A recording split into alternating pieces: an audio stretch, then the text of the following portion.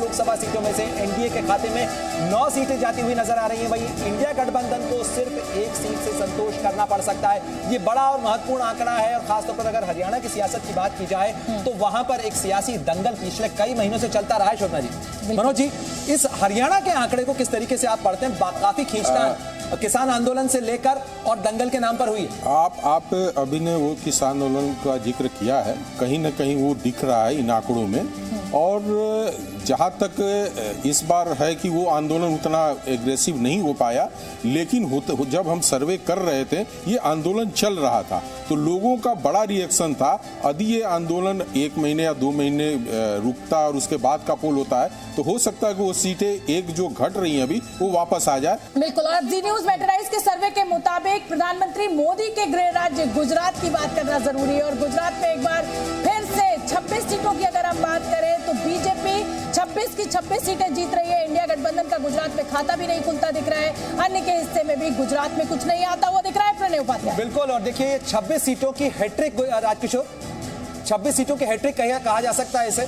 लगातार 26 सीटें जो है वो बीजेपी अपने कब्जे में करती हुई दिख रही है लोकसभा चुनावों के अंदर।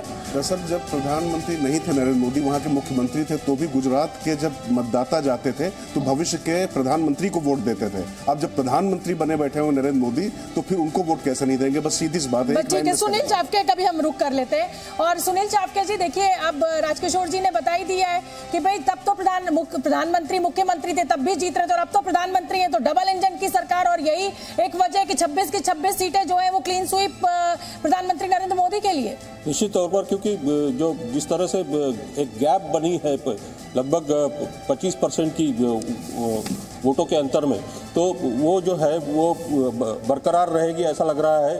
हालांकि वहाँ पर कांग्रेस और आम आदमी पार्टी का गठबंधन हुआ है, 2 और 24 सीटें लड़ने की उन्होंने एक गठबंधन किया है, लेकिन उसका कुछ असर होगा ऐसा लगता नहीं। जल्दी से मैटराइज के सर्वे के मुताबिक 2024 लोकसभा चुनाव में ओडिशा की बात कर लेते हैं। ओडिशा में बीजेपी 11 सीटें जीत सकती है, बीजेडी को 9 सीटें मिल सकती है, कांग्रेस को 1 सीट और अन्य का खाता भी नहीं खुल रहा है। मनोज जी, ये मेरे लिए थोड़ा सा सरप्राइजिंग है कि क्या बीजेडी को पीट कर बीजेपी जो है वो ज्यादा सीटें ले रही है बीजेडी से? ये मेरे लिए नवीन पटनायक। आपको बता दूं शोभना जी, जिस तरीके से छत्तीसगढ़ के मैं विधानसभा चुनाव के लिए कह रहा था कि यहाँ पे एक आश्चर्यजनक रिजल्ट मिलेगा, आपको बता दूं कि पूरे इस बार के चुनाव में सबसे ज्यादा आश्चर्यजनक कोई रिजल्ट देगा तो उड़ीसा देगा। कारण ये नहीं है कि उनके मुख्यमंत्री अनपॉपुलर होते जा रहे हैं कर रहे हैं, वो काफी एक्टिव नहीं है। और बीजेपी जब अपने सारे लाभार्थियों तक अपने जो योजनाएं उसको पहुंचा देती है तो उनको बेनिफिट मिलता है, तो उसके प्रति वो आकर्षित होती है। चलिए आप जल्दी से डायरेक्ट कॉन्टेस्ट में जम्मू कश्मीर की बात करना जरूरी है। जी न्यूज एंड मैटराइज के सर्वे के मुताबिक जम्मू कश्मीर में 2024 के लोकसभा चुनाव में एनडीए को 2 सीटें मिलती हुई दिखाई दे रही है, इंडिया गठबंधन को 3 सीटें, इसमें कांग्रेस को 1 सीट और नेशनल कॉन्फ्रेंस को 2 सीटें शामिल है। वहीं अगर हम अन्य की बात करें तो अन्य का खाता भी नहीं खुल रहा है। प्रणय, बिल्कुल। और जम्मू कश्मीर के अंदर 2019 के बाद में जिस तरीके से वहां पर धारा 370 खत्म हुई, उसके बाद ये पहला चुनाव होगा, लोकसभा का पहला चुनाव होगा और हो सकता है कि विधानसभा का चुनाव भी साथ में हो। लेकिन आरती, आप तो उस इलाके को बहुत अच्छी तरीके से जानती है। पिछली बार के अगर आंकड़ों की बात करें, जब जम्मू कश्मीर लद्दाख एक साथ में था सूबे के तौर पर, वहां उस समय पिछले लोकसभा चुनाव के अंदर 6 में से 3 सीटें जो हैं वो बीजेपी को हासिल हुई थी। अब ये आंकड़ा घटता हुआ क्यों? देखिए, एक तो बहुत क्लियर है कि बीजेपी अकेले लड़ रही है union territory of Jammu and Kashmir में। मतलब कि अब सिर्फ जम्मू और कश्मीर, पहले लद्दाख को भी हम काउंट करते थे, तो इसलिए आपका वो जो नंबर है वो 3 हो गया। तो मुझे लगता है कि यहाँ पे चूंकि वो अलायंस में नहीं जा रहे हैं, नेशनल कॉन्फ्रेंस, फारूक अब्दुल्ला ने कुछ ऐसी बातें की थी कि वो अलायंस के लिए ओपन थे, लेकिन उनको रद्द कर दिया उनके ही बेटे उमर ने कि वो अलायंस तो नहीं करेंगे बीजेपी के साथ। तो क्लियर है कि बीजेपी अपनी जो पकड़ जम्मू रीजन पे है वो बना के रखेगी।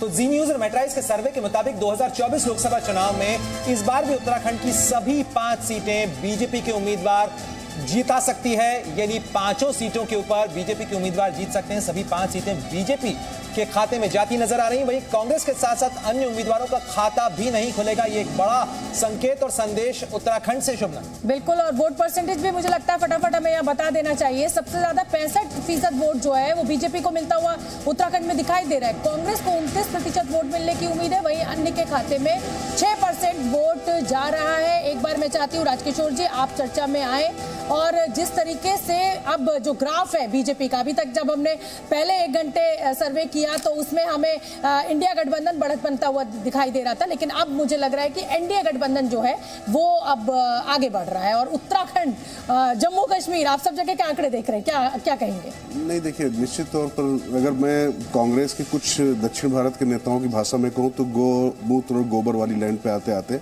बीजेपी का ग्राफ बढ़ता जा रहा है। ये मैं सरकास्टिक वे में कह रहा हूँ, इसको सीरियसली नहीं, लेकिन हाँ, ये आप मानकर चलिए कि दक्षिण भारत में भी कुछ वोट परसेंटेज बढ़ाने की कोशिश भारतीय जनता पार्टी की, लेकिन वहां पर कारगर नहीं हुआ। लेकिन यहां पर जिस तरीके से नरेंद्र मोदी लगातार कम्युनिकेट करते जा रहे हैं, और उत्तराखंड में तो आप मान लीजिए इतिहास बदला है कि रिपीट हो गई सरकार, वरना एक बार जाते थे। मध्य प्रदेश में अगर अभी लोकसभा चुनाव हो तो जी न्यूज और मेट्राइज के सर्वे में बीजेपी मध्य प्रदेश में क्लीन स्वीप करती हुई नजर आ रही है। यानी सभी 29 सीटें जो हैं वो बीजेपी के खाते में, यानी 29 में से 28 सीटें जो हैं एक बार फिर उसके खाते में जाती हुई नजर आ रही है। छिंदवाड़ा इस बार फिर से गड़बड़ कर रहा है क्या मनोज जी?